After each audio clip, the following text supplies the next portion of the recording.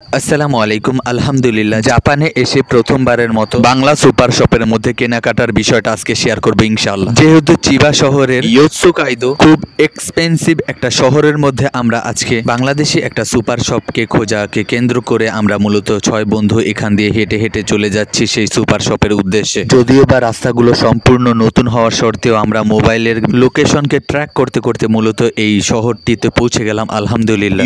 ইয়োকাদো এই বড় শপিং মলের ঠিক অপোজিট পাশে আল আমানা নামক এই হালাল সুপার শপটিতে মূলত আমরা পেয়ে গেলাম আমাদের সাধ্য অনুযায়ী সকল রকমের পণ্য দ্রব্য। যদিও বা এটা জাপান, তারপরও বাঙালি পণ্য দেখে সত্যি খুব আনন্দিত হচ্ছিলাম আমরা সবাই। বন্ধু বান্ধব সকলেই তাদের প্রয়োজনীয় পণ্য সামগ্রীগুলো ক্রয় করার মধ্য দিয়ে সুন্দর সময় অতিবাহিত করছিলাম আমরা সবাই। বাহারি রকমের দেশি মশলা, শ্যামাই থেকে শুরু করে ইলিশ মাছ, বিভিন্ন ধরনের মশলা, মাছ এবং হাঁস, মুরগি ও গরুর গোস্ত, বড় ছোট ইলিশ মাছ থেকে শুরু করে বিভিন্ন ধরনের বিদেশি দেশি মশলা ছিল মাশাআল্লাহ। পরিশেষে আলহামদুলিল্লাহ আমরা আমাদের মার্কেটগুলো শেষ করলাম। 100 টাকার ধনিয়া পাতা আর 130 টাকা দামের টমেটো দেখে আমরা শিহরিত হলাম। আলহামদুলিল্লাহ ইতিমধ্যে আমরা আমাদের কেনাকাটা শেষ করলাম। পরবর্তী সময় লক্ষ্য করতে পারলাম যে আমার বন্ধুরা আমার জন্য বাহিরে অপেক্ষা করছে। পরে আমার বন্ধু আরিফ আর আমি দোকানের বিল পরিশোধ করার মধ্য দিয়ে আল আমানার উদ্যোগে নির্মিত ভিন্ন দেশের পণ্য সহ বাংলাদেশি পণ্য খুব সহজে অনলাইনে বা অফলাইনে আপনারা চাইলেই কেনাকাটা করতে পারবেন। চিবা শহরের ইয়োৎসুকাইদো মেইন টাউনের পাশেই এই হালাল